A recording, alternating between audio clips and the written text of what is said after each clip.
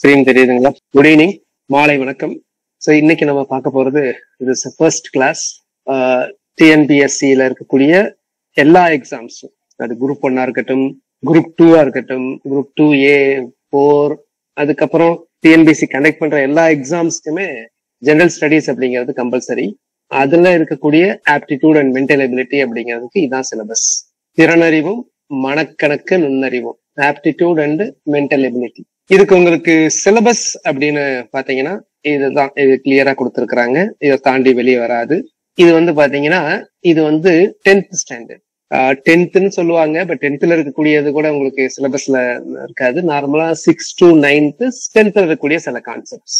இதுல இருக்கக்கூடிய டாபிக்ஸ் பாருங்க: சிம்பிளிபிகேஷன், சுருக்குதல், பர்சன்டேஜ், விழுக்காடு, மீப்பெரு பொது காரணி, எல்சிஎம், லீஸ்ட் காமன் மல்டிபிள், மீச்சிறு பொது மடங்கு, இதான் எல்சிஎம், லீஸ்ட் காமன் மல்டிபிள். இது வந்து கிரேட்டஸ்ட் காமன் டிவைசர் அல்லது ஹையஸ்ட் காமன் ஃபேக்டர்.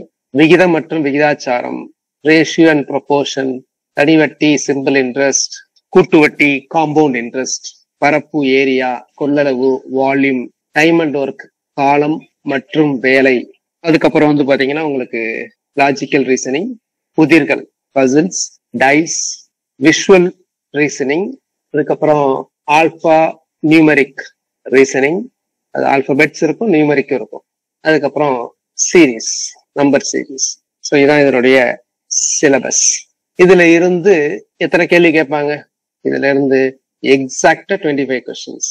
எவ்வளவு ஆன்சர் பண்ணலாம் சார் அப்படின்னா, இப்ப 25 கொஸ்டின்ஸ் சமீப காலங்களா பாத்தீங்கன்னா நல்லா ஸ்டாண்டர்டாவே கேட்கறாங்க. அதுல சில கொஸ்டின்ஸ் ரொம்ப பேசிக்ஸாவே இருக்கும். நிறைய பேருக்கு இந்த ஜென்ரல் மென்டல் எபிலிட்டின்னு சொல்லக்கூடிய aptitude and mental ability test தான் நிறைய பேருக்கு கொஞ்சம் பிரச்சனை. இதுல வந்து பாத்தீங்கன்னா நீங்க கண்டிப்பாக 24, 25 ஸ்கோர் பண்ணலாம். அதாவது அட்டன் பண்றது 25, மிக சரியாக விடையளிக்கக்கூடியது 24 அல்லது 25 கேள்விகளுக்கு. ஒரு கேள்வி வந்து கேர்லெஸ் மிஸ்டேக் சொல்லலாம். மற்றபடி you can answer all 25 questions out of 25 questions. So திறனறிவும் மனக்கணக்கு நுண்ணறிவும். இதுல நான் இப்போ கிளாசிஃபை பண்ணலான் இருக்கேன். நீங்க ஸ்டூடெண்ட்ஸ் வந்து டைப் பண்ணுங்க. டைப் வந்து பாத்தீங்கன்னா இந்த ஸ்கேல்ல டைப் பண்ணுங்க. 1, இந்த நம்பரை மட்டும் டைப் பண்ணுங்க நான் சொல்லும் போது. 1, 2, 3, 4, 5.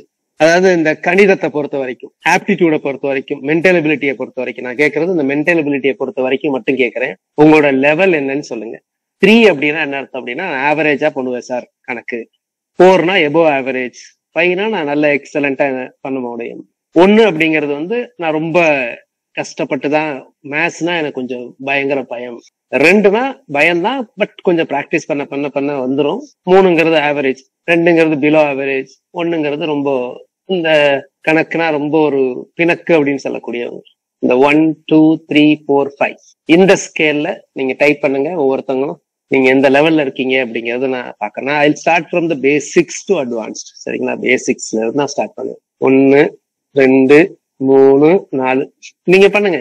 இது வந்து உங்களுக்கு என்ன தருதோ, உங்களுக்கு என்ன இதாகுதோ அதை பண்ணுங்க. சரிங்களா? எப்பவுமே நம்மளோட லெவல்ல வந்து சொல்றது தப்பு கிடையாது. சரிங்களா? நம்ம ரியலைஸ் பண்ணணும் அதை எங்க இருக்கிறோம் அப்படிங்கிறது. Okay, right. So I start from the basics. பேசிக்ஸ்ல இருந்து நான் பார்க்க போறோம். அதே மாதிரி நம்ம 4, 5 அப்படின்னு சொல்லி இருக்கிறவங்களும் வந்து பாத்தீங்கன்னா நீங்க மிஸ்டேக்ஸ் பண்ணக்கூடாது. You should score 25 out of 25. இதுல நிறைய நல்ல கணக்கு எனக்கு வரும். நான் வந்து 10th 100க்கு சென்டம், 12th சென்டம் அப்படின்னு சொன்னவங்க கூட பாத்தீங்கன்னா நிறைய பேர் வந்து 20க்கு கீழே பண்றவங்க நிறைய பேர். ஏன் அப்படின்னா இதுல பிராக்டிஸ் பண்றது இல்ல, லெத்தார்ஜி, நமக்கு தான் தெரியுமே அப்படின்ற மாதிரி. ஸோ இதை நீங்க பிராக்டிஸ் பண்ணணும். இதுல இருக்கக்கூடிய கேள்விகள்லாம் எப்படி இருக்கு அப்படிங்கிறது தெரிஞ்சுக்கணும். சிலதெல்லாம் ரொம்ப பேசிக்கா இருக்கிறதெல்லாம் நீங்க தப்பு பண்ணிட்டு வந்துருவாங்க. கேர்லெஸ் மிஸ்டேக்ஸ் அவாய்ட் பண்ணணும். என்ன கேட்டிருக்கோ அதுக்கு ஆன்சர் பண்ணணும். இப்ப சில சமயம் இந்த ரேஷியோல பாத்தீங்கன்னா, இப்ப ரேஷியோ போன்ற ப்ராப்ளத்துல எல்லாம் இந்த மாதிரி கேட்பாங்க. ரமேஷ் இஸ் டு ராஜேஷ் எவ்வளோன்னு கேட்பாங்க. ஆனா அதுல கொஸ்டின்ஸ்ல கொடுத்துருக்கும் போது ஃபர்ஸ்ட் ராஜேஷை கொடுத்துட்டு அதுக்கப்புறம் ரமேஷை பத்தி பேசியிருப்பாங்க. அப்ப நீங்க ரமேஷ் டு ராஜேஷ் அப்படிங்கும் போது நீங்க ராஜேஷ் டு ரமேஷ் அப்படிங்கறத கண்டுபிடிச்சிருவீங்க. ஸோ எப்பவுமே இந்த ரேஷியோ டைப் ப்ராப்ளத்துல சப்போஸ் ஆன்சர் வந்து 3:5 அப்படின்னு வருது அப்படின்னா, அங்க 5:3 இருந்துச்சுன்னா அப்போ கொஞ்சம் கேர்ஃபுல்லா பாருங்க. எப்பவுமே ரேஷியோல 2மே இருக்கும். அப்போ 2மே செக் பண்ணிக்கங்க ஒரு தடவை. இல்லைன்னா தேவையில்லாம ஒரு 1.5 மார்க் போகும். 1.5 மார்க்ஸ் அப்படிங்கிறது ரொம்ப ரொம்ப முக்கியம் போட்டி தேர்வுல. நீங்க குரூப் 1 போன்ற தேர்வுகள், டிஓ போன்ற தேர்வுகள், குரூப் 2 போன்ற தேர்வுகள் எழுதிங்கன்னா ப்ரிலிம்ஸ் குவாலிஃபை ஆகுறதுக்கு இது ஒரு ஹர்டலா இருக்கலாம்.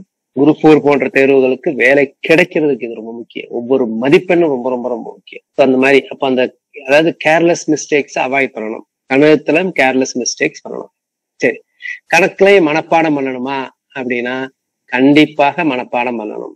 எதெல்லாம் மனப்பாடம் பண்ணணும் அப்படின்னா சூத்திரங்கள், ஃபார்முலாஸ் இருக்கு. அந்த ஃபார்முலாஸ் எல்லாமே நீங்க மனப்பாடம் பண்ணி தான் ஆகணும். ஃபார்முலா இல்லாம கணக்கு போட முடியாது.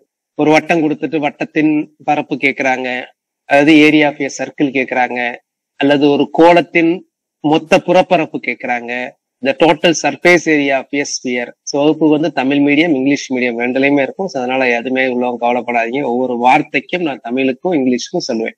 அப்படி உங்களுக்கு ஏதாவது டவுட் இருந்ததுன்னா, நம்ம பேசும்போது ஏதாவது டவுட் இருந்தது அப்படின்னா உடனே டைப் பண்ணுங்க. நான் சேட் பாக்ஸை நான் பார்த்துட்டு தான் இருப்பேன். நார்மலா கணக்கு வகுப்பை பொறுத்த வரைக்கும் நிறைய டவுட்ஸ் வரும். அதெல்லாம் உடனே கேட்கணும். அப்பப்ப கேட்டுருங்க. கிளாஸ்ல கூட கேட்கறதுக்கு யோசிப்பீங்க, ஏன்னா கிளாஸ் டிஸ்டர்ப் ஆகுமே அப்படின்ற மாதிரி. கணக்குக்கு நீங்க இங்க கேள்வி கேட்க யோசிக்காதீங்க. உடனே டைப் பண்ணுங்க. சில கான்செப்ட் புரியல சார், திரும்ப சொல்லுங்க. இதை நீங்க கிளாஸ்ல சொல்ல முடியாது, சொல்ல மாட்டாங்க. சொன்னா நம்மள ஏதாவது நினைச்சுக்குவாங்களோ அப்படின்ற மாதிரி. ஆனா இங்க இது ஆன்லைன் லைவ் கிளாஸ். புரியல சார், திரும்ப திரும்ப கூட சொல்லுங்க. எந்த கான்செப்டா இருந்தாலும் நான் உங்களுக்கு புரிய வைக்கிறேன். ஸோ அது புரியாதவங்களுக்கு புரிய வைக்கிறேன். கணக்கு தெரியாதவங்களுக்காக நான் வகுப்பு நடத்துறேன். அதாவது கணக்கு தெரியாதவங்கன்னு கிடையாது, நம்ம எல்லாம் படிச்சதுதான் இது. இப்ப கொஞ்சம் மறந்துருப்போம். நம்மளோட எய்ம் பாத்தீங்கன்னா 25 out of 25 எடுக்கிறதுக்காக நீங்க அட்டன் பண்ணிட்டு இருக்கீங்க. ஸோ இதுலயும் மனப்பாடம் பண்ணணும். இந்த மனப்பாடம் பண்றதுக்கு இந்த லிஸ்ட்லாம் நான் இருக்கு, சரிங்களா? உங்களுக்கு லிஸ்ட் அனுப்புறேன். அதுல இருக்கக்கூடிய அந்த ஃபார்முலாஸ் எல்லாமே இந்த 98403 98093 அப்படிங்கிற நம்பருக்கு ஒரு வாட்ஸ்அப் அனுப்புங்க. நம்பரை சேவ் பண்ணிட்டு உங்களுக்கு அந்த ஃபார்முலா லிஸ்ட் ஆஃப் ஃபார்முலாஸ் உங்களுக்கு அனுப்பிச்சு வைக்கிறேன். தமிழ் மீடியம், இங்கிலீஷ் மீடியம், அதாவது நம்ம டிஎன்பிஎஸ்சிக்கு தேவையான ஃபார்முலா. இந்த ஃபார்முலாலாம் நீங்க மனப்பாடம் பண்ணணும். அனுப்பிச்சதுல இருந்தோ நாளையில இருந்தோ நீங்க மனப்பாடம் பண்ணிடணும். எந்த ஃபார்முலா திரும்ப திரும்ப ஏதாவது மனப்பாடம் ஆக மாட்டேங்குதுன்னா அது இப்படி ஆகாம போகும், ஆகாமலாம் போகாது. மனப்பாடம் ஆகலைன்னா என்ன காரணம் அப்படின்னா நீங்க இன்ட்ரெஸ்டோட படிக்கணும். அப்படியே மனப்பாடம் ஆகலைன்னா எழுதி பாருங்க.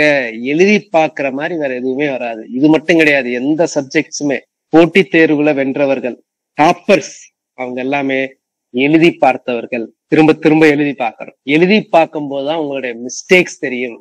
நமக்கு தெரியும் நினைச்சிட்டு இருப்பாங்க, எழுதி பார்க்கும் போதுதான் தெரியும். ஐயோ by 2 வருமா, by 6 வருமா, ஸ்கொயர் வருமா அப்படிங்கறதெல்லாம் எழுதி பார்க்கும் போதுதான் தெரியும். ஸோ அதனால படித்து முடித்துட்டு எந்த ஒரு விஷயத்தையுமே, இன்னைக்கு ஒண்ணு படிக்கிறீங்க, உங்களுடைய மெமரி கெப்பாசிட்டி எப்படி இருக்குன்னு தெரியணும் அப்படின்னா படிச்சு முடிச்சுட்டு 24 hours கழிச்சு அதை ரீகால் பண்ணி எழுதி பாருங்க. உடனே எழுதாதீங்க. இன்னைக்கு படிச்சுட்டு இப்ப எழுதுனீங்கன்னா கண்டிப்பா நல்லா தான் வரும். நான் எப்பவுமே சொல்லுவேன், எப்பவுமே டெஸ்ட் பண்றதுக்கு, ஸ்டூடெண்ட்ஸை டெஸ்ட் பண்றதுக்கு என்ன சொல்லுவேன் அப்படின்னா, நம்ம பிரியாம்பிள் ஆஃப் த கான்ஸ்டிடியூஷன், இந்திய அரசியலமைப்பின் முகவுரை இருக்குல்ல, முகப்புரை.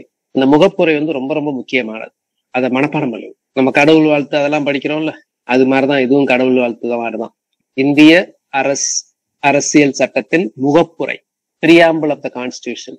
அந்த பிரியாம்பிள் ஆஃப் த கான்ஸ்டிடியூஷன் மனப்பாடம் பண்ணுங்க, வரிக்கு வரி. அது எதுவுமே அதுல எப்படி இருக்கோ அதை மாற்றவே கூடாது. கடவுள் வாழ்த்து எழுதும் போது எப்படி எழுதுவோம், ஒரு வார்த்தை கூட எவ்வளவு கேப் விட்டு இருக்குமோ எல்லாமே எழுதணும். அடுத்த லைன் எப்படி அப்படின்ற மாதிரி எழுதுவோம். அந்த மாதிரி இந்திய முகப்புரையை, பிரியாம்பிள் ஆஃப் த கான்ஸ்டிடியூஷன் மனப்பாடம் பண்ணுங்க. மனப்பாடம் பண்ணிட்டு அப்புறம் ஒரு 24 hours கழிச்சு எழுதி பாருங்க. உங்களுக்கு எதெல்லாம் மிஸ் ஆகுது அப்படிங்கிறது தெரியும். அது முடிச்சிட்டீங்க அப்படின்னா அடுத்து பாத்தீங்கன்னா ஃபண்டமெண்டல் டியூட்டிஸ், அடிப்படை கடமைகள் இருக்குல்ல, அதை படிங்க. தமிழ்னா தமிழ், ஆங்கிலம், அது எல்லாமே அவைலபிள். இல்லைனாலும் அதுவும் நான் அனுப்பிச்சு வைக்கிறேன், சரிங்களா?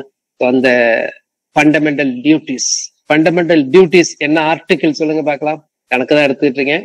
திடீர்னு ஃபண்டமெண்டல் டியூட்டிஸ் வந்ததுனால அது எக்ஸாம்ல கேட்பாங்க. ஃபண்டமெண்டல் டியூட்டிஸ் எந்த ஆர்டிகிள், எந்த அமெண்ட்மெண்ட் மூலமாக எந்த வருடம் சேர்க்கப்பட்டது, அது எந்த கமிட்டியோட ரெக்கமெண்டேஷன்ஸ் அப்படின்னு கேட்பாங்க.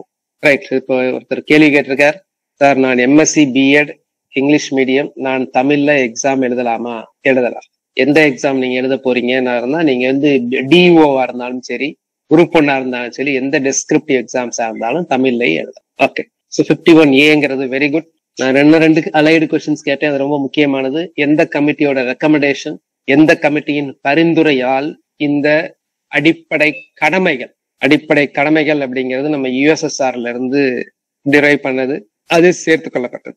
எந்த அமெண்ட்மெண்ட், எந்த வருடம்? Very good, very good. எல்லாம் நல்ல சூப்பரா இருக்கீங்க. Swaran Singh committee 1976. Amendment number 42 44 42nd amendment 1976. Very good. Okay, excellent.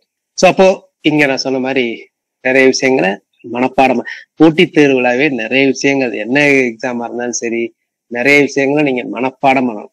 எனக்கு மனப்பாடம் பண்ணல அப்படின்லாம் சொல்லாதீங்க, மனப்பாடம் பண்ணுங்க. எனக்கு மனப்பாடம் பண்றதுக்கு வரல, கான்சன்ட்ரேஷன் வரலன்னா do breathing exercise daily, do pranayama daily. பிராணாயாமாங்கிறதான் பிரீத்திங் எக்ஸசைஸ், அது பேசிக், அது ஒரு செக்யூலர் எக்ஸசைஸ் தான். மூச்சு பயிற்சிங்கிறது உங்களுக்கு தெரியும், அது ரொம்ப ரொம்ப ரொம்ப ரொம்ப நல்லது. அது உங்களுடைய ஞாபக சக்தியை அதிகரிக்கும். டெய்லி ஒரு 10 minutes ஸ்பெண்ட் பண்ணீங்கன்னா போதும். எம்டி ஸ்டமக்ல 10 minutes. அதோட லிங்க் நான் இதுல கொடுக்குறேன். டெலிகிராம் சேனல், நம்மளோட அப்டேட்ஸ் எல்லாமே வர்றது இந்த டெலிகிராம் சேனல்ல வரும். அதனால டெலிகிராம் சேனல்ல சேராதவங்க டெலிகிராம் சேனல்ல சேர்ந்துருங்க. டெலிகிராம்ல ரேடியன் IAS அகாடமி 98403 98093 தான் டெலிகிராம் சேனல்லே இருக்கும். இதுல ஜாயின் பண்ணிடுங்க. அங்கதான் உங்களுக்கு ஏதாவது அப்டேட்ஸ் வரும். திடீர்னு கிளாஸஸ் டைம்ஸ் மாத்திருக்கிறேன் ஏதாவதுன்னா இருந்ததுன்னா அந்த அப்டேட்ஸ் தான் அங்க வரும். சரிங்களா? அதனால அதை கண்டிப்பா டெலிகிராம் சேனலை ஜாயின் பண்ணிடுங்க. அந்த Telegram channel name radian IAS academy 98403 98093. இதை கூட சர்ச் பண்ணீங்கன்னா வரும். You can join. That's a public channel only. Excellent. Right. So அப்போ ஜெனரல் மென்டல் எபிலிட்டி, அந்த மேத்ஸ் பத்தி ஃபியர் வச்சுக்காதீங்க. சில பேர் பாத்தீங்கன்னா எனக்கு கணக்கு எனக்கு வராது, எவ்வளவு படிச்சாலும் மறந்துடும், நல்லா நீங்க புரிஞ்சாலும் கிளாஸ்ல நல்லா புரியும், அதுக்கப்புறம் எனக்கு ப்ராப்ளமா நீங்க கொடுத்துட்டீங்கன்னா ஸ்டார்டிங் ப்ராப்ளம், எப்படி மேற்கொண்டு என்ன ப்ரொசீட் பண்றதுன்னு தெரியல, இப்படி இந்த பிரச்சனை தான் நிறைய பேர். சார் கிளாஸ்ல வகுப்புல பண்றேன் சார், ஆனா எனக்கு தனியா கொடுத்துட்டீங்க, ஒரு ப்ராப்ளத்தை கொடுத்துட்டீங்கன்னா அடுத்து மேற்கொண்டு என்ன பண்றது, அதை எப்படி ஸ்டார்ட் பண்றது, இந்த மாதிரி யாரெல்லாம் ப்ராப்ளம் இருக்கு சொல்லுங்க. அவங்கலாம் எஸ் அப்படின்னு டைப் பண்ணுங்க. அதாவது ஒரு கொஸ்டினை கையில கொடுத்துட்டா மேற்கொண்டு என்ன ப்ரொடியூஸ் என்ன கண்டுபிடிக்கணும், என்ன பண்றது அப்படிங்கறத ஸ்டார்டிங் ப்ராப்ளம் எனக்கு இருக்கு சார். இது நிறைய பேருக்கு, இதுதான் நிறைய பேர் ஃபீல் பண்றாங்க. சரிங்களா? இதுதான் எக்ஸாம் ஹால்ல ஃபீல் பண்ணக்கூடிய விஷயங்கள். இதுக்கு ஒரே இது என்ன அப்படின்னா பிராக்டிஸ் பிராக்டிஸ் பிராக்டிஸ். அதனாலதான் நான் வகுப்பு எடுக்கும் போதே ஒரு கணக்கு அப்படின்னா அந்த கணக்கை போட்டுருவேன். அதுக்கப்புறம் அதே மாதிரி சிமிலரா இருக்கக்கூடிய கணக்குகள்லாம் நீங்க தான் ஆன்சர் பண்ற மாதிரி இருக்கும். அதுக்கப்புறம் நான் விடையளிப்பேன். அப்போ நீங்க தப்போ ரைட்டோ, நான் திரும்ப சொல்லுவேன், உங்களுடைய கணித நோட்டு ரொம்ப அழகா இருந்தீங்கன்னா நீங்க கணக்கு கத்துக்கலைன்னு அர்த்தம். யாரா இருந்தாலும் சரி, எவ்வளவு எக்ஸ்பர்ட்டா இருந்தாலும் சரி, தலை தப்பு விட்டுதான் ஆவாங்க. சோ உங்க நோட்ல அடித்தல் திருத்தல் இருக்கணும். அப்படியே ரொம்ப அழகா இருந்துச்சுன்னா என்ன அர்த்தம், நல்லா காப்பி அடிக்கிறீங்கன்னு அர்த்தம். சைனீஸ் ப்ராவர்ப் ஒண்ணு சொல்லுவாங்கல்ல, ஒருத்தர் மீன் பிடிக்க பசியா இருக்கிறவருக்கு மீன் கொடுக்கறத விட அவருக்கு மீன் கொடுத்துட்டு மீன் பிடிக்க கத்துத்தாப்போம். சரிங்களா? ஃபர்ஸ்ட் மீன் கொடுக்கணும். அதான் நான் சொல்றேன். அந்த ப்ராப்ளம் எப்படி சால்வ் பண்றது, ஒரு ப்ராப்ளம் சால்வ் பண்ணியும் காட்டிடுவேன். அதுக்கப்புறம் நீங்களே எப்படி சால்வ் பண்ணணும் அப்படிங்கிறத சொல்லுவேன். அதுக்குதான் நிறைய நீங்க பிராக்டிஸ் பண்ணணும். ஒவ்வொரு டாபிக் முடிஞ்சோன்னு அதை பேஸ் பண்ணி டெஸ்ட், இப்போ வரைக்கும் எக்ஸாம்ல எப்படி கேட்டிருக்கிறாங்க அப்படிங்கிற அந்த கேள்விகளை எடுத்து நம்ம சால்வ் பண்ணப்போம். ஓகே, ஸோ இப்போ நம்ம நேரடியா ஃபர்ஸ்ட் டாபிக் சிம்பிளிபிகேஷன். அந்த சிம்பிளிபிகேஷன் அப்படின்னு சொல்லும் போது அதுல இருக்கக்கூடிய நம்பர்ஸ் அப்படிங்கிறது அது பேசிக்ஸ். அந்த நம்பர்ஸை பத்தி உங்களுக்கு நல்லா தெரியும். நமக்கு எல்லாமே இந்த ஃபண்டமெண்டல் யூனிட்ஸ் அப்படின்னு சொல்லுவோம், அடிப்படை அலகு. ஒரு மனிதன் இருக்கான்னு வச்சுங்களே, லிவிங் பீயிங்ஸ், உயிருள்ள பொருட்களின் அடிப்படை அலகு என்னன்னா செல் அப்படின்னு சொல்லுவோம். அதெல்லாம் செல்களால் ஆனது. அதே மாதிரி நம்மளுடைய சிறுநீரகத்தின் அடிப்படை அலகு என்ன, நெஃப்ரான். மூளையோட அடிப்படை அலகு என்ன, பிரெயின், நியூரான். அதே மாதிரி கணக்கு, ஆப்டிடியூட், அதனுடைய அடிப்படை அலகு என்ன அப்படின்னா நம்பர்ஸ், எண்கள் தான். ஸோ இந்த எண்கள்ல டிஃப்ரெண்ட் டைப்ஸ் ஆஃப் நம்பர்ஸ் இருக்கு. நம்ம எண்கள் அப்படிங்கிறது ஃபர்ஸ்ட் ஆரம்பத்துல எண்களை ஆரம்ப கால மக்கள், நான் சொல்லக்கூடியது பேலியோலித்திக்கோ அதுக்கு முன்னாடியோ ஆரம்ப காலத்துல இருந்த மக்கள் ஃபர்ஸ்ட் எண்ணியிருப்பாங்க. அவங்களுடைய கால்நடையோ கல்லோ ஆலையோ எதையோ எண்ணியிருப்பாங்க. எண்ண வேண்டிய அவசியம் வந்திருக்கும். மரங்களோ எதையோ எண்ண வேண்டிய அவசியம் வந்திருக்கும். எத்தனை இருக்கு அப்படிங்கறத எப்படி கண்டுபிடிப்பாங்க, எண்ணுவாங்க. அப்ப ஃபர்ஸ்ட் எண்றதுக்கு என்ன யூஸ் பண்ணியிருப்பாங்க அப்படின்னா இந்த மாதிரிதான் எண்ணி இருப்பாங்க. அவங்க லாங்குவேஜ்ல எண்ணியிருப்பாங்க. அதுக்கப்புறம் தான் அந்த நம்பர்ஸ் எல்லாம் 1 2 3 அப்படிங்கிறது ஏதோ இதுல எண்ணியிருப்பாங்க. அப்ப அந்த மாதிரி ஃபர்ஸ்ட் எண்ணுவதற்கு பயன்பட்ட எண்கள் என்ன அப்படின்னா இயல்பாக வந்த எண்கள், அது இயல் எண்கள். 1 2 3 4 அப்படின்னு எண்ணுவதற்கு பயன்பட்டிருக்கும். ஸோ அப்போ 1 2 3 4 அப்படியே போயிட்டே இருக்கும். ஸோ மேத்தமேட்டிக்ஸோட பியூட்டி என்ன அப்படின்னா அந்த இன்ஃபைனைட் அப்படிங்கிற கான்செப்ட் இங்கதான் நமக்கு ஈஸியா நம்மளால புரிஞ்சுக்க முடியும். 1 2 3 4 அவ்வளவு அப்படியே போயிட்டே இருக்கும். எப்ப முடியும்னா இதுக்கு முடிவு இருக்கானா, முடிவே கிடையாது. அண்டம் பேரண்டம் மாதிரி முடிவே இல்லாது. இது எண்ணுவதற்கான எண்கள். ஸோ அதனால இதுக்கு என்ன பேர் அப்படின்னா நேச்சுரல் நம்பர்ஸ், இதை கவுண்டிங் நம்பர்ஸ் நம்ம சொல்லுவோம். இதுல ஒன்னே ஒண்ணு கவனிக்கணும், ஜீரோ வந்து இதுல வரவே வராது. Zero is not a natural number. சரி, ஜீரோவை நான் சேர்க்கிறேன்னு வச்சுக்கீங்களேன், அதுக்கு என்ன பேர் அப்படின்னா முழு எண்களாயிடும். ஜீரோ தேவைப்படுமா அப்படின்னா எண்ணும் போது தேவைப்படும். அடுத்து பாத்தீங்கன்னா முழுக்கள். இந்த முழுக்கள் அப்படிங்கிறது எங்கெங்கெல்லாம் நட்டம் அப்படின்னு வருதோ, லாஸ் லாஸ் அப்படின்னு வந்தா அதை டினோட் பண்றதுக்கு நம்ம மைனஸ்ல தான் கொடுக்க முடியும். அப்ப இந்த லாஸ்ங்கிற கான்செப்ட் வரும்போது இந்த மைனஸ் நெகட்டிவ் கான்செப்ட் வந்திருக்கும். அப்போ முழுக்கள் அப்படிங்கிறது என்னது அப்படின்னா 0 1 2 3, அதுக்கு முன்னாடி -1 -2 -3. இதை நம்ம லைன்ல போடுவோம். இதுக்கு பேர் இன்டீஜர்ஸ். இதை வந்து நார்மலா இசட் அப்படிங்கிற லெட்டர்ல குறிப்போம். ஏன் அப்படின்னா இதை வந்து ஜெர்மன் வேர்டு ஷலான் அப்படிங்கிறதுல மீனிங் கவுண்ட் அப்படிங்கிறதுக்காக யூஸ் பண்ணுவோம். இப்போ இதான் ரியல் லைன். ஒரு நம்பர்னு வச்சுங்க, இது 0 அப்படின்னா இங்க 1, இங்க 2, இங்க 3 இருக்கும். ஸோ இங்க வந்து பாத்தீங்க அப்படின்னா -1 -2 -3. ஸோ இந்த பக்கமும் பாத்தீங்கன்னா இன்ஃபைனைட். நார்மலா அதை பிளஸ் இன்ஃபினிட்டின்னு சொல்லுவோம், இதை நார்மலா மைனஸ் இன்ஃபினிட்டின்னு சொல்லுவோம். இப்போ இதுல வந்து பாத்தீங்கன்னா நோட்டுங்கிறதெல்லாம் முக்கியம். நோட்டுங்கிறது தான் ரொம்பவே முக்கியம். சரிங்களா? ரைட். நோட்டுங்கிறது நீங்க ஸ்கூல் டெக்ஸ்ட் புக்ஸ்ல நீங்க பாத்தீங்கன்னா படிச்சுட்டு இருக்கும்போது குறிப்புன்னு போட்டிருப்பாங்க, இல்ல கட்டங்கட்டி போட்டிருப்பாங்க, பாக்ஸ் எல்லாம். அதுல இருக்கிறதெல்லாம் ரொம்ப ரொம்ப முக்கியம். சிலதெல்லாம் ஸ்கூல் ஸ்டூடெண்ட்ஸ்க்கு சொல்லுவாங்க, அதெல்லாம் தேவையில்லைன்னுபாங்க அவங்க படிக்கிறதுக்கு. ஆனா நமக்கு போட்டித் தேர்வுக்கு எல்லாமே படிக்கணும். இப்போ இந்த மாதிரி கான்செப்ட் இருக்கும்போது இப்ப நான் உங்களுக்கு சொல்றேன் பாருங்களேன், வாட் இஸ் த டிஃபரன்ஸ் சொல்றேன். Difference, what is the difference between 4 and 8? சொல்லுங்க. 4க்கும் 8க்கும் வித்தியாசம் என்ன? இததான் ஸ்டாட்டிஸ்டிக்ஸ்ல என்ன சொல்லுவோம் அப்படின்னா ரேஞ்ச் அப்படின்னு சொல்லுவோம். ரேஞ்ச் அப்படின்னா என்னதுன்னா வீச்சு. எக்ஸாம்ல கேட்பாங்க வீச்சு. 4க்கும் 8க்கும் வித்தியாசம் என்ன? 4க்கும் 8க்கும் வித்தியாசம் சொல்லுங்க. எப்பவுமே 2 நம்பருக்கு வித்தியாசம் கேட்கறாங்க, டிஃபரன்ஸ் கேட்கறாங்க அப்படின்னா பெரிய நம்பர்ல இருந்து சின்ன நம்பரை கழிக்கணும். அப்போ இதுல பெரிய நம்பர் என்ன? 8. 8ல இருந்து 4 கழிக்கணும். கழிச்சிங்கன்னா 4. ஸோ இதான் வித்தியாசம். இப்ப நான் சொல்றேன், சொல்லுங்க. What is the difference between -2 and +2? சொல்லுங்க வித்தியாசம். What is the difference between -2 and +2? Almost எல்லாருமே 0 போட்டிருக்கீங்க. கரெக்ட் ஆன்சர் என்னன்னா 4 தான் ஆன்சர். எல்லாரும் 0. ஒருத்தர் தான் 4 போட்டிருக்காரு. அது போன நாளா அந்த நாளான்னு தெரியல. இதுதான் நம்ம பண்ற தப்பு. பெரிய நம்பர் எது? என்ன சொல்லியிருக்கேன்? பெரிய நம்பரை சின்ன நம்பர்ல இருந்து, சின்ன நம்பரை பெரிய நம்பர்ல இருந்து கழிக்கணும். அப்போ இதுக்கு எப்படி கண்டுபிடிக்கணும் அப்படின்னா 2 +2 தான் பெரிய நம்பர், -2. This is 4. எப்படி அப்படின்னா இப்ப பாருங்க, வித்தியாசங்கிறது ஒண்ணும் கிடையாது, கேப் தான். 4க்கு 8க்கு உள்ள கேப்ங்கிறது இங்க 4க்கு 4க்கும் இங்க 4 இருக்கா, இங்க 8 இருக்கும். கேப் என்ன இருந்திருக்கும்? 4. அப்போ -2க்கும் +2க்கும் கேப் எவ்வளவு சொல்லுங்க பார்க்கலாம். What is the difference? Gap எவ்வளவு? -2க்கும் +2க்கும் 4. -4க்கும் 6க்கும் டிஃபரன்ஸ் எவ்வளவு சொல்லுங்க பார்க்கலாம். What is the range of, அல்லது வந்து நார்மலா கேட்பாங்க கொஸ்டின்ஸ்ல, ரேஞ்ச் ஆஃப் -4 and +6 வீச்சு என்ன? -4க்கும் 6க்கும் வீச்சு என்னன்னு கேட்பாங்க. அப்ப ஆன்சர் என்ன அப்படின்னா 10. எப்பவுமே டிஃபரன்ஸ் வந்து பாசிட்டிவ்ல தான் இருக்கும். டிஃபரன்ஸ் நெகட்டிவ் ஆகவே ஆகாது. டிஃபரன்ஸ் நெகட்டிவ் ஆகவே ஆகாது. டிஃபரன்ஸ் 0 ஆகலாம். எப்ப 0 ஆகலாம்? 2 நம்பரும் ஒன்னா இருந்ததுன்னா. அப்போ டிஃபரன்ஸ் அப்படிங்கிறது என்னது? டிஃபரன்ஸ் இஸ் ஈக்குவல் டு என்னது? லார்ஜஸ்ட் மைனஸ் என்னது? ஸ்மாலஸ்ட். 2 ஒரே நம்பர் இருந்ததுன்னா 0 ஆயிடும். இப்ப 5க்கும் 5க்கு டிஃபரன்ஸ் என்னன்னா 0. அப்ப வித்தியாசம் என்பது பெரிய எண் மைனஸ் சிறிய எண். அந்த கொடுக்கத்திருக்க எண்ல பெரிய எண்ல இருந்து பெரிய எண். இது ஒரு தடவை கேட்டிருந்த கொஸ்டின். நான் இப்ப கொடுத்திருக்க கான்செப்ட் வச்சு உங்களால ஆன்சர் பண்ண முடியுமான்னு பாருங்க. தப்பா இருந்தா பிரச்சனையே இல்லை, பட் நீங்க கரெக்டா தான் ஆன்சர் பண்ணுவீங்க. ரேஞ்சுனா சொல்லியிருக்கேன், எக்ஸாம்ல கேட்கும் போது ரேஞ்சுன்னு கேட்பாங்க. ரேஞ்சுங்கிறது டிஃபரன்ஸுங்கிறது ஒண்ணுதான். ரேஞ்ச் அப்படின்னு கேட்பாங்க, அல்லது டிஃபரன்ஸ்னு கேட்பாங்க. 2 ஒண்ணுதான். ரேஞ்ச் இதுக்குள்ள ரேஞ்ச்.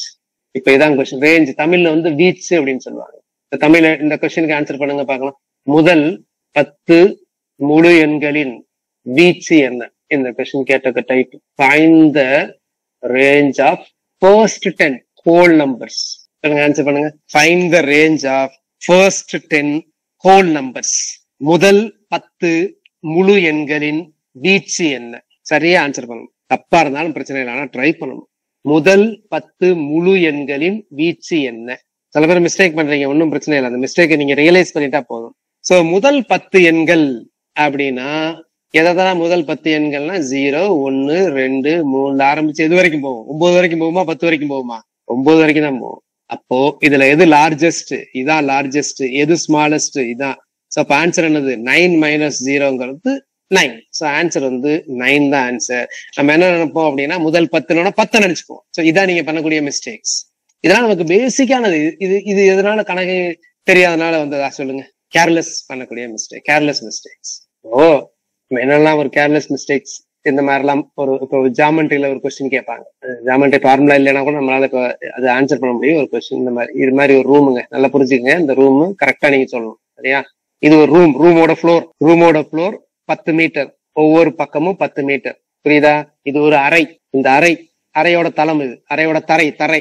ஒரு ரூம் இருக்குல்ல, ரூமோட தரை. இந்த பக்கம் அளந்து பாத்தீங்கன்னா 4 பக்கமும் 10 மீட்டர் 10 மீட்டர் 10 மீட்டர். இததான் சுற்றளவுன்னு சொல்லுவோம். இந்த 4ஐயும் சேர்த்தீங்கன்னா சுற்றளவுங்கிறது 40 மீட்டர். அதை நான் பின்னாடி பார்க்கலாம் ஏரியா பார்க்கும்போது. இப்ப சும்மா உங்களுக்காக ஒரு சின்ன இந்த கேர்லெஸ் மிஸ்டேக்கு கொஞ்சம் கரெக்டா கவனிக்கிறீங்களா, அட்டென்ஷனா இருக்கீங்களா அப்படிங்கிறதுக்காக இந்த ப்ராப்ளம். இந்த தரையில இருக்குல்ல, இந்த தரையில சுத்தி 4 பக்கமும் ஒரு டைல்ஸ் வைக்கிறேன். இந்த டைல்ஸோட நீளம் ஒரு எல்லா பக்கமும் சதுரமா இருக்கும். ஒண்ணு எல்லா பக்கமும் 1 மீட்டர். அது மாதிரி 4 பக்கமும் வைக்கிறேன், புரியுதா? நான் எல்லா பக்கம் படம் போடல. இந்த பக்கம் அப்படி 4 கீழே தரையில் 4 பக்கம் பார்டர் கட்டுற மாதிரி வச்சுக்கீங்களேன், பார்டர் கட்டுவோம்ல, அது மாதிரி. இந்த ஒவ்வொரு டைலும் வந்து நீளம் வந்து 1 மீட்டர் 1 மீட்டர். சதுர டைல், அது சதுரமான ஸ்கொயர் டைல்ஸ். கீழே இந்த 4 இதுலயும் பார்டர் கட்டுறோம் கீழே தரையில. மொத்தம் எத்தனை டைல்ஸ் தேவை சொல்லுங்க? ஈஸியான கொஸ்டின் தான். மொத்தம் எத்தனை டைல்ஸ் தேவைப்படும்? கொஸ்டின் புரியுதா? இல்ல டவுட்டா கேளுங்க. நான் இந்த சொன்னதுல ஏதாவது டவுட்னா கேளுங்க. ஒரு 10க்கு 10 ரூமு, தரையில 4 பக்கமும் டைல்ஸ். அந்த டைல்ஸ் எல்லாமே சதுரமான டைல்ஸ். ஒவ்வொன்றும் வந்து 1 மீட்டர் 1 மீட்டர் 1 மீட்டர். மொத்தம் எத்தனை டைல்ஸ் தேவை? மொத்தம் எத்தனை டைல்ஸ் தேவை அப்படிங்கறத சொல்லுங்க. கணக்கு ஈஸியான கணக்கு தான், ரொம்ப ஈஸியானதுதான். ஆனா டிஃப்ரெண்ட் ஆன்சர் வருது உங்களுக்கு. இப்போ ஏதாவது ஒரு ஆன்சர் தானே சரியா இருக்கணும். ஸோ இந்த மாதிரி கண்டுபிடிக்கிறதுனா முதல் என்ன பண்ணணும் அப்படின்னா, இந்த மாதிரி 10 10 10னா இந்த சைடு 10 தேவை. அதே மாதிரி ஆப்போசிட்லயும் 10 தேவை. 1 2 3 10 வச்சாதானே 10 கவர் ஆகும். இந்த பக்கம் 10 கவர் ஆயிடும். அப்போ இது ஒண்ணு கவர் ஆயிடுச்சு, இது ஒண்ணு கவர் ஆயிடுச்சு. அப்ப கவர் ஆகாத போர்ஷன் இந்த 8 தான். அப்போ இந்த 8க்கு ஒரு 8 தேவை. இந்த பக்கம் அதே மாதிரி ஒரு 8 தேவை. புரிஞ்சுதானா கொஸ்டின்? அப்போ இங்க 10 10, இங்க 8 8 தான். அப்ப 36. ஆன்சர் வந்து 36 தான், 40 கிடையாது. புரிஞ்சதா? நீங்களே ட்ரை பண்ணி பாருங்க. நான் சொன்னதுல ஏதாவது டவுட் இருந்ததுன்னா கேளுங்க. திரும்ப எக்ஸ்பிளைன் பண்றதுன்னா எக்ஸ்பிளைன் பண்றேன். இல்லன்னு நீங்களே வரைஞ்சு பாத்தீங்கன்னாலே தெரிஞ்சிடும். ஒண்ணும் கிடையாது. அப்படியே புரியலைன்னா வரைஞ்சு பாருங்க. அப்ப உங்களுக்கே ரியலைஸ் ஆயிடும். 10 10 10ன்னு நீங்க போட்டீங்கன்னா 4 பக்கமும் 10 10 10 வச்சா 40 வராது. ஏன்னா ஒரு பக்கம் அந்த மூலையில இருக்கிறது வந்து இதுக்கும் ரெண்டுக்குமே காமனா இருக்கும். சொல்றீங்களா? அப்ப இதுதான் நம்ம பண்ணக்கூடிய கேர்லெஸ் மிஸ்டேக். புரியலன்னா திரும்ப சொல்லுங்க, நான் சொல்றேன். நம்ம நார்மலா என்ன பண்ணுவோம்? என்ன சார் இது சிம்பிள், இந்த பக்கம் 10 10 10 10 40 தானே அப்படின்றோம். இதெல்லாம் நம்ம பண்ணக்கூடிய சின்ன கேர்லெஸ் மிஸ்டேக்ஸ். தெரியாததுனால கிடையாது. அத சரியா நம்ம அப்படி இருக்கும் அப்படிங்கறதுல அதை ஒரு இதெல்லாம் வெரிஃபை பண்ணிருக்க மாட்டோம். இப்ப இன்னொன்னு சொல்றேன் பாருங்க. இதை சொல்லுங்க. ஒரு விஐபி வர்றாரு. அந்த விஐபி வர்றதுக்கு ரெட் கார்பெட் போடுவாங்கல்ல. இந்த ரெட் கார்பெட்டோட நீளம் வந்து 100 மீட்டர். நல்லா புரிஞ்சுங்க. ஒரு விஐபி வர்றாரு, ஒரு பிரசிடென்ட் ஆஃப் இந்தியா வர்றாங்கன்னு வச்சுக்கீங்களேன். ஏர்போர்ட்ல இருந்து வர்றதுக்கோ இல்ல ஒரு ஃபங்க்ஷன் அட்டென்ட் பண்றதுக்கோ ரெட் கார்பெட் போடுவாங்க. இந்த ரெட் கார்பெட் போட்டுட்டு இந்த ரெட் கார்பெட்டோட நீளம் வந்து 100 மீட்டர். 2 பக்கமும் நல்லா புரிஞ்சுங்க. 2 பக்கமும் கரெக்டா இதுல இருந்து இது வரைக்கும் 100 மீட்டர். 2 பக்கமும் என்ன பண்றாங்க அப்படின்னா, இதோட 2 பக்கமும் 1 மீட்டர் இடைவெளியில ஆள் நிக்கிறாங்க. ஸ்டூடெண்ட்ஸோ யாரோ ஒரு வாழ்த்துறதுக்காக ஒவ்வொரு மீட்டர் இடைவெளியில, இந்த 100 மீட்டர்ல ஒவ்வொரு மீட்டர் இடைவெளியில ஒவ்வொரு மீட்டர் கேப்ல ஒவ்வொரு ஆள் நிக்கிறாங்க. மொத்தம் எத்தனை ஆட்கள் நிற்பாங்க? யோசிச்சு ஆன்சர் பண்ணுங்க. அவசரமா ஆன்சர் பண்ண வேணாம். கொஸ்டின் புரியலன்னா திரும்ப சொல்லுங்க. புரியல சார் அப்படின்னா, ஒரு 100 மீட்டர் கார்பெட், 2 பக்கமும் கார்பெட்டுக்கு 2 பக்கமும் ஆட்கள் நிக்கிறாங்க. அந்த ஆட்கள் வந்து ஒவ்வொருத்தவங்களுக்கும் இடையில உள்ள 1 மீட்டர் இடைவெளியில நிக்கிறாங்க. மொத்தம் எத்தனை ஆட்கள் நிற்பாங்க? எத்தனை ஸ்டூடெண்ட்ஸ் இருப்பாங்க? அவங்க சிறுவர்கள் யாரோ. எங்க ஆன்சரே வர மாட்டேங்குது. 2 பேர் தான் கொடுத்துருக்காங்க. மத்தவங்க ரொம்ப யோசிக்கிறீங்களா? இதுல என்ன ரொம்ப யோசிக்கிறதுக்கு? எப்பவுமே இந்த மாதிரி கணக்கு, எந்த மாதிரி கணக்குக்கும் வந்து மேத்ஸ்ல வந்து பாத்தீங்கன்னா அதோட மினியேச்சர் வெர்ஷன் எடுத்துக்கணும். 100 மீட்டர்னா 100 மீட்டர் எடுக்க தேவையில்லை. ஒரு 2 மீட்டருக்கு ஒண்ணு எடுத்துக்கலாம். எடுத்து அதுக்கு எவ்வளவு வருதுன்னு பார்த்துட்டு அதை அப்படியே நீ எக்ஸ்டெண்ட் பண்ணலாம். இது வந்து இண்டக்ஷன் மெத்தட் அப்படின்னு சொல்லுவோம் மேத்ஸ்ல. 100 கண்டுபிடிக்க முடியாது. சோ 2க்கு எடு, 1க்கு எடு, அதை அப்படியே எக்ஸ்டெண்ட் பண்ணுங்க. 2க்கு என்ன வருது? 2 மீட்டர் எடுத்து செக் பண்ணி பாருங்க. நான் சொல்றேன் பாருங்க. இப்ப திரும்ப தப்பா போட்டவங்க போடுங்க. 2 மீட்டர் எடுத்துக்கோங்க. கார்பெட்டோட லென்த் 2 மீட்டர். ஆளை போடுங்க, உடனே கண்டுபிடிச்சிடலாம். அப்ப 2 மீட்டருக்கு எத்தனை வருது? 3 மீட்டருக்கு இத்தனை வருது. அப்ப 100 மீட்டருக்கு எத்தனை வரும்? உடனே சொல்லிடலாம். இப்ப மிஸ்டேக் பண்ணாம பண்ணுங்க. 2 மீட்டர். அப்போ எத்தனை பேர் இருப்பாங்க பாருங்க. இந்த பக்கம் 3 பேரு, இந்த பக்கம் 3 பேரு, மொத்தம் 6 பேர். இதே 3 மீட்டர் பாருங்க, இது மொத்தம் 3 மீட்டர். 1 2 3 மீட்டர். அப்ப இங்கிட்டு 4 பேரு, இங்கிட்டு 4 பேரு. அப்போ 100 மீட்டர்னா கண்டிப்பா இந்த பக்கம் 101 பேர் தேவைப்படும், இந்த பக்கம் 101 பேர் தேவைப்படும். அப்ப ஆன்சர் என்னன்னா 202. யாருக்காவது புரியாம இருக்கா சொல்லுங்க. நம்ம நிறைய பேர் என்ன பண்ணிருக்கோம், சில பேர் 300 ஏன் போட்டிருக்கீங்கன்னு எனக்கு தெரியல, சிலர் 202 போட்டிருந்தீங்க. சிறப்பு. புரியுதா? அந்த பக்கம் 101 தேவை, இந்த பக்கம் 101 தேவை. அப்ப மொத்தம் 202 ஆட்கள் நிற்பாங்க. ஓகே, 1 செகண்ட் ரிப்ளை எக்ஸ்பிளைன் சொல்றீங்க. இது புரியுதான்னு பாருங்க. கார்பெட்டோட லென்த், இந்த கம்பெனி போட்டிருக்காங்கல்ல இந்த கம்பளம், சேப்பு கம்பளத்தோட லென்த் 2 மீட்டர். இதான் சேப்பு கம்பளம். அது 2 பக்கம் ஆள் நிக்கிறாங்க. எத்தனை ஆள் நிப்பாங்க சொல்லுங்க? 2 பக்கமும் இந்த பக்கம் இருக்கணும். 1 மீட்டர் இடைவெளியில நிக்கிறாங்க. அப்ப இங்க ஒருத்தர் நிப்பாரு, இங்க ஒருத்தர் நிப்பாரு, இங்க ஒருத்தர் நிப்பாரு. அப்ப 2 மீட்டருக்கு 3 பேர் ஒரு பக்கம், அடுத்த பக்கம் 3 பேர். கரெக்டா மோனிஷா? கரெக்டா சொல்லுங்க. இதுல ஏதாவது டவுட் இருக்கா? அப்போ 3 மீட்டர்னா 4 பேர் இருப்பாங்க. ரியலைஸ் பண்ணி பாருங்க, உங்களுக்கு புரியும். ரொம்ப ஸ்ட்ரெயின் பண்ணிக்க வேணாம், இதெல்லாம் ரொம்ப பேசிக் கான்செப்ட பத்தி தானே சொல்லிட்டு. அப்ப இந்த பக்கம் 3 மீட்டர்னா அந்த பக்கம் 4 பேர், இந்த பக்கம் 4 மீட்டர். அப்போ n மீட்டர்னா இந்த பக்கம் n+1 தேவைப்படும், இந்த பக்கம் n+1. இதான் ஃபார்முலான்னு சொல்லுவாங்க. அப்ப இது ரெண்டையும் கூட்டிங்கன்னா 2n+2. மொத்தம் எவ்வளவுன்னு தேவை, ஆட்கள் தேவை. 2n+2 புரியலன்னா கவலைப்படாதீங்க, நம்பர்லயே பாத்துருவோம். அப்போ 100னா அந்த பக்கம் 101, இந்த பக்கம் 101, மொத்தம் 202 பேர் தேவை. சோ இதெல்லாம் எதுக்கு சொல்ல வரேன் அப்படின்னா, சோ இந்த மாதிரி இதெல்லாம் நம்ம ரொம்ப சிம்பிள் அப்படின்னு நினைப்போம். இதுதான் நம்ம இந்த கேர்லெஸ் மிஸ்டேக்ஸ் பண்ணக்கூடிய விஷயங்கள். நமக்கு தெரிஞ்சதே தப்பா பண்ணுவோம். நான் அடிக்கடி எக்ஸாம்பிளுக்கு ஒன்று சொல்லுவேன். இப்போ ஃபார் எக்ஸாம்பிள் உங்களுக்கு எல்லாருமே டைப் பண்ணுங்க, சரிங்களா? ஒரு சீட்டு கட்டு தெரியும். ஒரு சீட்டு கட்டுல மொத்தம் 52 சீட்டுகள் இருக்கும். 52ங்கிறது 13x4, 52 சீட்டுக்கட்டு தெரியுமா? சீட்டுக்கட்டை பத்தி நம்ம பேசிக்கா தெரிஞ்சிருக்கணும். ஏன்னா ப்ராபபிலிட்டி கொஸ்டின்ஸ் தான் கேட்கறாங்க. ப்ராபபிலிட்டி as such சிலபஸ்ல இல்ல, ஆனா எல்லா டெஸ்ட் பேப்பர்லயும் நீங்க பாருங்க ப்ராபபிலிட்டி பத்தி கேட்பாங்க. அது ரொம்ப ஈஸியான சப்ஜெக்ட், நான் உங்களுக்கு சொல்லித்தரேன். சோ மொத்தம் ஒரு சீட்டுக்கட்டுல 52 சீட்டுகள் இருக்கும். இப்ப நான் கேட்கிற கொஸ்டினுக்கு அப்படியே ஆன்சர் பண்ணுங்க. ஃபாஸ்டா கரெக்டா டைப் பண்ற இடத்துல வச்சுக்கோங்க. நீங்க ஃபாஸ்டா ஆன்சர் வேணும். நான் கேட்கிற கொஸ்டின் கரெக்டா டைப் பண்றதுக்கு வச்சுக்கோங்க. நான் இப்ப சொல்ல போறேன், இந்த கேள்விக்கு உடனே ஆன்சர் பண்ணணும். பாக்கலாம் எவ்வளவு பேர் சீக்கிரம். இதுக்கு நீங்க யோசிக்கலாம், ஆன்சரே தேவையில்லை, சரிங்களா? உடனே டைப் பண்ணுங்க, யோசிக்காம டைப் பண்ணணும், அவ்வளவுதான். ஈஸி தான், சரிங்களா? இப்ப இதான் கேள்வி, நீங்க டைப் பண்றதுக்கு ரெடியா இருங்க. சீட்டு கட்டு 52 சொன்னேன். மொத்தம் எத்தனை கலர்ஸ்? டைப் பண்ணுங்க உடனே. பாத்தீங்களா, இங்க நீங்க யாரும் தப்பு சொல்ல முடியாது. பாருங்க, எல்லாருக்குமே தெரியும் 2 கலர் தான்ட்டு, ஆனா 4 கலர்னு சொல்லியிருக்காங்க பாருங்க. இதுதான் கேர்லெஸ் மிஸ்டேக். புரிஞ்சுதுங்களா? குருதேவி, உங்களுக்கு குருதேவிக்கு தெரியும், பிரேம்குமாருக்கு தெரியும், சுல்தானாவுக்கு தெரியும், எம்பிஆர் கன்ஸ்ட்ரக்ஷன்ஸ்க்கும் தெரியும். எம்பிஆர் கன்ஸ்ட்ரக்ஷன்லாம் மேத்ஸ் நல்லா போடக்கூடியவர். ஆனா இது வரைக்கும் எல்லாமே ஆன்சரை கரெக்டா போட்டுட்டு இருந்தாரு. பாருங்க, நான் கேட்டது என்னது? கலர்ஸ பத்தி கேட்டேன். மொத்தம் எத்தனை கலர்ஸ்னு கண்டிப்பா அவருக்கு தெரியும், சுல்தானாவுக்கு தெரியும், குருதேவிக்கு தெரியும், பிரேம்குமாருக்கு தெரியும். தெரியுமா? தெரியும் தானே? எத்தனை கலர் மொத்தம்? 2 கலர் தான். ஆனா நீங்க எவ்வளவு டைப் பண்ணீங்க? 4. This is called careless mistake. Careless மிஸ்டேக்னா ஒண்ணும் கிடையாதுங்க, தெரியுங்க, இது நல்லா தெரியுங்க. தேவையில்லாம பாருங்க ஆன்சரை தப்பா பண்ணிட்டேன். எப்படி 4 சொன்னீங்க சொல்லுங்க யாராவது? எம்பிஆர் கன்ஸ்ட்ரக்ஷன் ஏன் 4? மிஸ்டேக்கா இல்லையா? 2 தானே. ஆனா ஏன் 4 சொன்னீங்க தெரியுமா?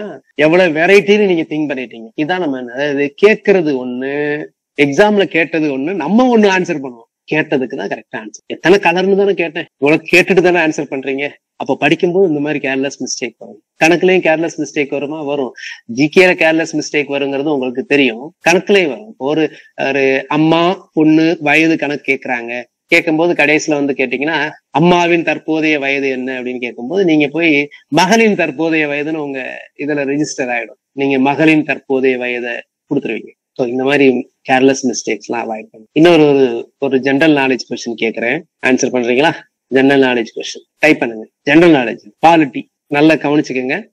முதலாக நிதி மந்திரியாக இருந்து, தமிழ்லையும் சொல்றேன் இங்கிலீஷ்லயும் சொல்றேன், முதலாக நிதி மந்திரியாக இருந்து குடியரசுத் தலைவராக ஆனவர் யார்? Who was the finance minister who later on became the president of India? Type.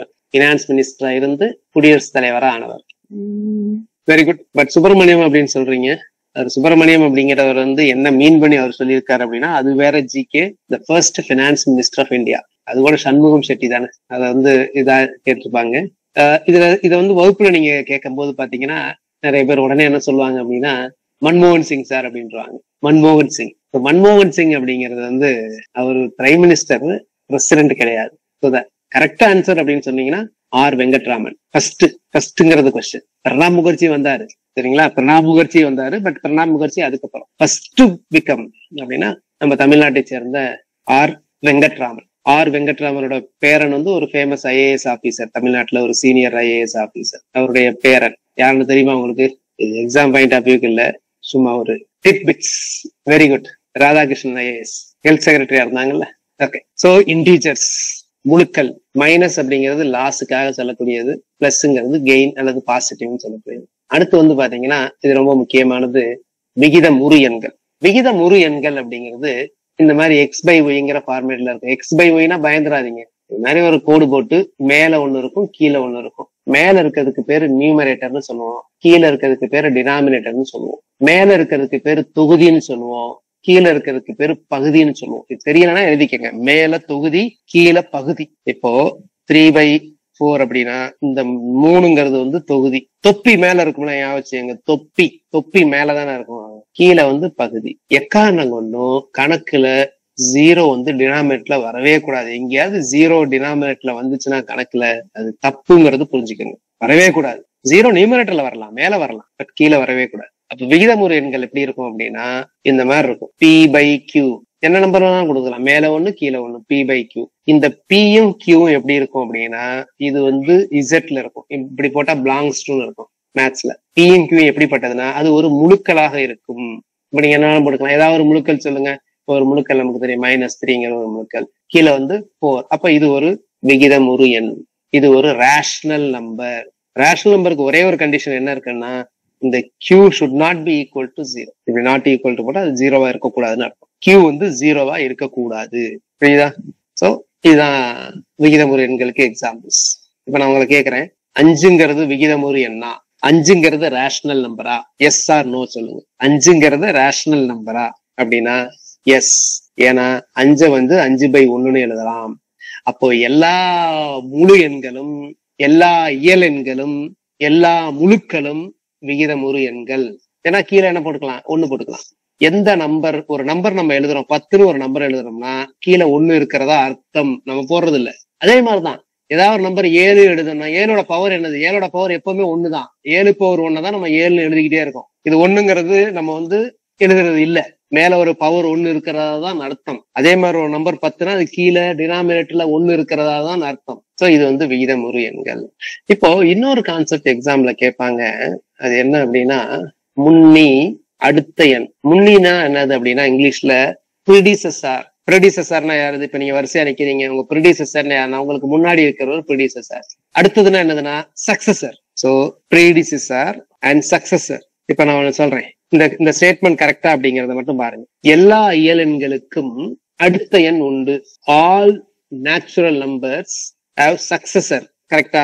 அடுத்த கேள்வி கரெக்ட்னு சொல்லிருக்கீங்க, எல்லாமே கரெக்ட். எல்லா இயல் எண்களுக்கும், எல்லா முழு எண்களுக்கும், எல்லா முழுக்களுக்கும் அடுத்த எண் கண்டிப்பாக உண்டு. அடுத்து சொல்றேன், எல்லா இயல் எண்களுக்கும் முன்னி கண்டிப்பாக உண்டு. All natural numbers have predecessor. கரெக்டா? நோ அப்படின்னு சொல்லியிருக்காரு. எஸ். இப்ப பாருங்க 1 2 3 4 எல்லா நம்பருக்கும் அடுத்த எண் கண்டுபிடிச்சிடலாம். 10னா 11 கண்டுபிடிச்சிடலாம். ஆனா எல்லாத்துக்கும் இருக்கு முன்னி இருக்கு, ஆனா 1க்கு மட்டும் முன்னி கிடையாது. அதே மாதிரிதான் முழுக்கள்லையும் 0வுக்கு முந்தின நம்பர் கிடையாது, இங்க கிடையாது, இந்த செட்ல கிடையாது. ஆனா நீங்க ஹோல் நம்பர்ஸ் இதை எடுத்துட்டீங்கன்னா, முழுக்கள் எடுத்துட்டீங்கன்னா எல்லா நம்பருக்கும் அடுத்த எண்ணும் உண்டு, எல்லா எண்களுக்கும் முன்னியும் உண்டு. எதை? முழுக்களை பொறுத்த வரைக்கும். அப்ப முழுக்களை பொறுத்த வரைக்கும் all numbers have predecessor and successor. புரியுதா? புரிஞ்சிருச்சா இந்த சக்சஸர்ங்கிற வார்த்தை? ரேஷனல் நம்பர்ஸை பார்த்துட்டோம், ரொம்ப முக்கியமானது. கீழே 0 வரக்கூடாது. இந்த ரேஷனல் நம்பர் இல்லாததெல்லாம் இர்ரேஷனல் நம்பர்ஸ் சொல்லுவோம். ரேஷனல் நம்பர்ஸ் இல்லாததெல்லாம் இர்ரேஷனல் நம்பர்ஸ். இர்ரேஷனல் நம்பர்ஸ் அப்படின்னா தமிழ்ல விகிதமுறா எண்கள்.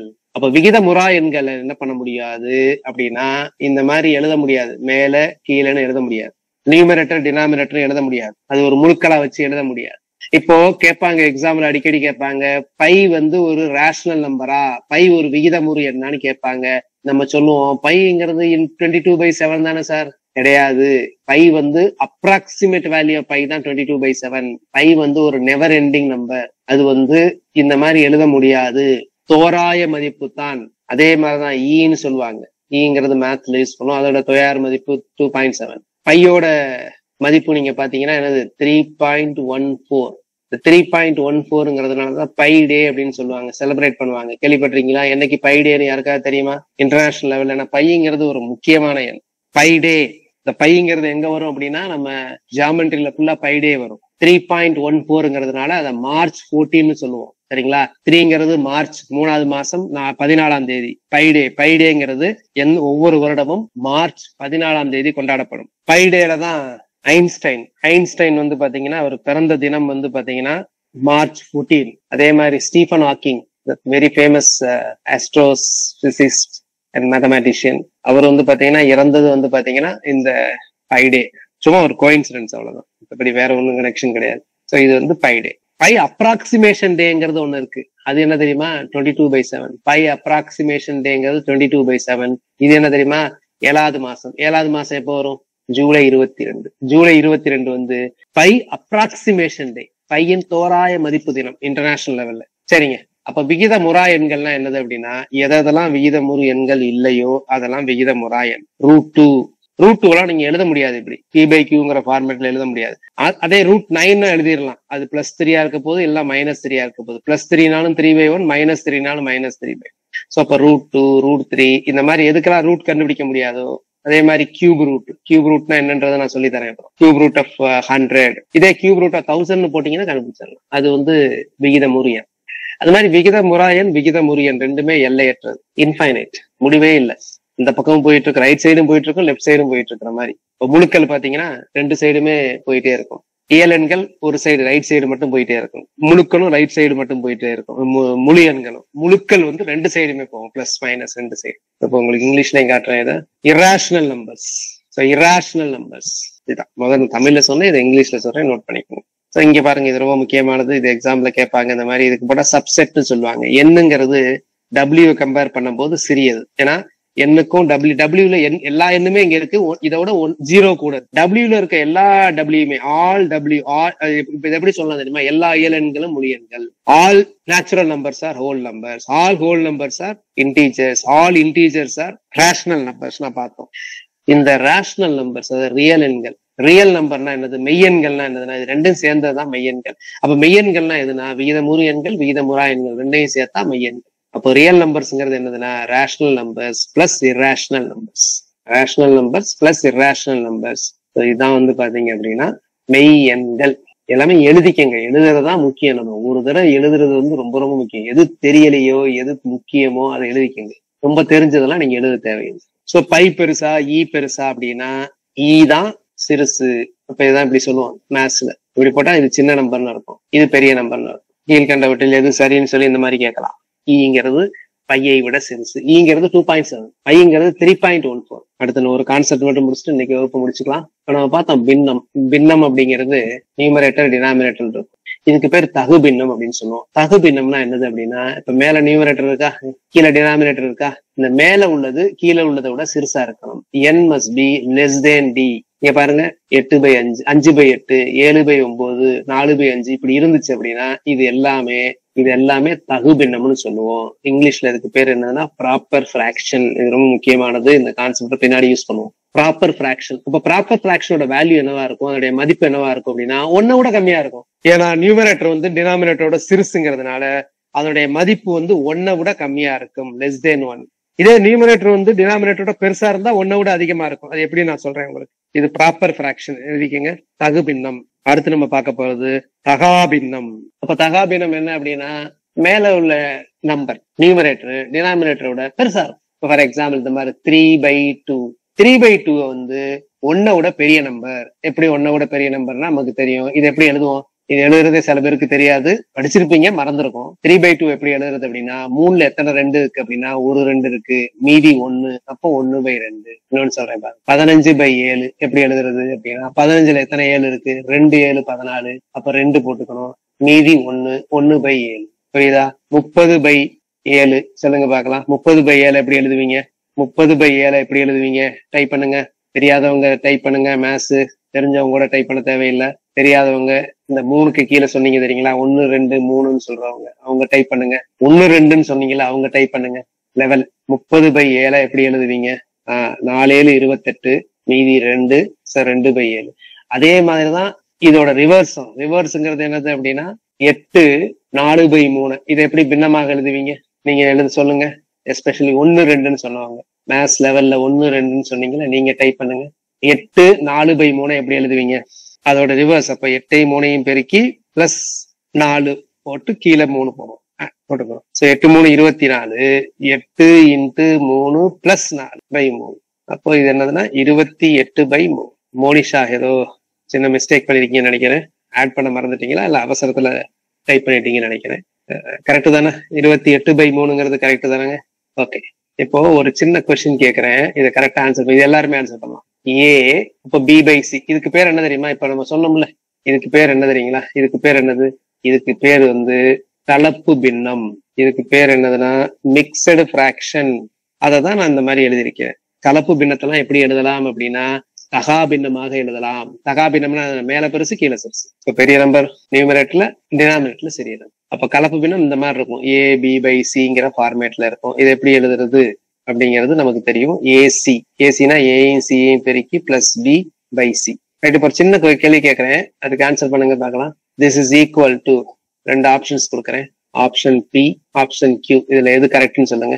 ஆப்ஷன் Pங்கிறது A/B/C is equal to A into B/C, A/B/C equal to A plus B/C. இது ரெண்டுல எது கரெக்ட்னு சொல்லுங்க. P-ஆ Q-ஆ? நீங்க டைப் பண்ண வேண்டியது P-ஆ Q-ஆ? P-ஆ Q-ஆ? எது டைப் பண்றீங்களோ அது கரெக்ட்னு நான் நினைச்சுக்குவேன். P கரெக்டா Q கரெக்டா? 2 ஸ்டேட்மெண்ட் கொடுத்திருக்கேன். இதுல 2ல 1 தான் கரெக்ட். எது கரெக்ட்? P-ஆ Q-ஆ? P-யும் Q-யும் சரிசமமா போயிட்டு இருக்க மாதிரி இருக்கு. W எல்லாம் தள்ளுறீங்க, தப்பா டைப் பண்றீங்கன்னு நினைக்கிறேன். ரைட். இது ரெண்டையும் பெருக்கிறது கிடையாது. நல்லா புரிஞ்சுக்குங்க. இது ரெண்டையும் கூட்டுறதுதான். 3 1/4னா என்ன அர்த்தம் தெரியுமா? 3 × 1/4 கிடையாது. ஏன் இப்படி நம்ம சொல்றோம்னா, நார்மலா சொல்லுவோம் இந்த மாதிரி 2 நம்பர் பக்கத்துல எழுதி பக்கத்திலேயே ஒட்டி எழுதி எதுவுமே போடலைன்னா பெருக்கல்னு அர்த்தம். அது வேற இடத்துல வரக்கூடிய நம்பர். இப்ப இந்த மாதிரி 4 × 5 + 3 அப்படின்னா இங்க எதுவுமே இல்லைன்னா 4 × அர்த்தம். இங்க அப்படி கிடையாது. 3 1/4 கலப்பு பின்னத்துல மட்டும் எக்ஸெப்ஷன். இது 3 + 1/4. 3 × 1/4 கிடையாது. இது 3 + 1/4. நீங்க பண்ணி பாருங்க, இப்ப வரும். அப்போ 4 3 12 + 1 13/4 வரும். சரிங்களா? அப்ப எது கரெக்ட்னா இதுதான் கரெக்ட், இது தப்பு. புரியுதுங்களா? சோ என்ன நம்பர்ஸ் நமக்கு நிறைய விஷயங்கள் இருக்கு. சோ இதனுடைய தொடர்ச்சியை நாளைக்கு நம்ம பார்க்கலாம். நாளைக்கு Monday 7 PM same time, same link. Thank you. ஏதாவது டவுட் இருந்தா கேளுங்க. இது வரைக்கும் பார்த்ததுலயோ இல்ல ஜென்ரலா ஏதாவது queries இருந்தா ஐ கேன் ஆஸ்க். என்ன டவுட் இருந்தாலும் கேளுங்க. போட்டி தேர்வை பத்தி ஐ வில் வெயிட். ஏதாவது டவுட் இருந்தா கேளுங்க. 142 ஃபீமேல் குரூப் 2A பாசிபிலிட்டி இருக்கு. PSTM இருக்கான்னு தெரியல உங்களுக்கு. PSTM வச்சிருக்கீங்களா? வெறும் PSTM இருந்தா சொல்லியிருப்பீங்க. கிட்டத்தட்ட ரிசல்ட் வந்தாதான் தெரியும் எல்லாமே. ஓகே, அதுக்கு வாய்ப்புகள் இருக்கு. எனக்கே மறந்து போச்சு நான் எவ்வளவு கால்குலேட் பண்ணி அப்ப போட்டேன் அப்படின்னு. அதை பாருங்க, பக்கத்துல முன்ன பின்ன இருந்தா வரும். இந்த மந்த் வந்துடும் சொல்றாங்க. ACL exam combined graduate level interview போஸ்ட்ல ரொம்ப ACL எக்ஸாம் குரூப் 1ல தான் கொண்டு போறதா சார். குரூப் 1 நோட்டிபிகேஷன்ல டெப்யூட்டி கலெக்டர் அதுல வரும். How many months is இந்த கிளாஸ் எக்ஸாம் வரைக்கும் போயிட்டு. This is the long term class for covering group 1, group 2, group 4. அதுக்குரியது மத்தம் கிடையாது, மத்ததுக்குரியது சிலபஸ் சொல்லி. குரூப் 1 ஏஜ் லிமிட் இன்க்ரீஸ் பண்றதுக்கு ஒரு ப்ரொபோசல்ஸ் இருக்கு. அது நிறைய ட்ரை பண்ணிட்டு இருக்கோம் நாங்க. சரிங்களா? கிட்டத்தட்ட இதுக்காக பல வருடங்களா பண்ணிட்டு இருக்கோம். இப்போ கொஞ்சம் சீரியஸா பார்க்கலாம். 139 MBC PSTM படிங்க, நிறைய பாசிபிலிட்டி இருக்கு. ரிசல்ட் வரப்போதே, இதை பத்தி நம்ம ரொம்ப என்ன பண்ண போறோம். 140 ப்ரிலிம்ஸ் SC கண்டிப்பா வரும். SCல பேக்லாக் வேகன்சி எல்லாம் இருக்கிறதுனால கண்டிப்பா படிங்க. கண்டிப்பா வரும். Nagaraj, I am a 44, can I clear DO exam? DO எக்ஸாம்ஸ்க்கு ஏஜ் லிமிட் கிடையாது. என்னோட ஸ்டூடெண்ட் பாத்தீங்கன்னா DO கிளியர் பண்ணிருக்காரு. அது PG அசிஸ்டண்டா இருந்தவர், மேத்ஸ் டிபார்ட்மெண்ட்ல இருந்தவர். கிட்டத்தட்ட அவர் சம்பளமே பாத்தீங்கன்னா DO சேர்ந்ததுனால சம்பளமே கம்மியாயிடுச்சு. அதுக்கப்புறம் ஸ்கேலா போய் அதிகமாயிரும். DOங்கிறது தனியாது. அவர் பாத்தீங்கன்னா 45 வயசுல ஜாயின் பண்ணி 5 years ஆச்சு. இப்ப CEO-வா இருக்காரு. ACL குரூப் 1 நோட்டிபிகேஷன் தான் வரும். எப்படி டெபுட்டி கலெக்டர் வருதோ, DSP வருது. அதுல பாத்தீங்கன்னா AC assistant commissioner commercial tax வரும்ல, அதுல இதுலயே வரும் அசிஸ்டன்ட் கமிஷனர் அண்ட் லேபர் அப்படின்னு சேர்த்துலாம். சோ மத்தது இந்த கிளாஸ் லிங்க் அது வரவங்களுக்கு இந்த நம்பரை சேவ் பண்ணிட்டு ஒரு வாட்ஸ்அப் மெசேஜ் அனுப்பிச்சிருங்க. அதே மாதிரி நான் சொன்னேன்ல, ரேடியன் IAS அகாடமிங்கிற அந்த சேனல்ல இணைஞ்சிருங்க. Telegram channel radian IAS academy. இதுதான் சேனலோட நேமே 9840398093 சேனல் இருக்கு. சர்ச் பண்ணுங்க, அதுல ஜாயின் பண்ணிருங்க. அப்படி இல்ல எனக்கு லிங்க் கிடைக்கலன்னா இதுல நீங்க இது பண்ணுங்க, இந்த நம்பருக்கு டெலிகிராம்ல மெசேஜ் பண்ணுங்க அல்லது வாட்ஸ்அப்ல மெசேஜ் பண்ணுங்க. நன்றிங்க. Good night.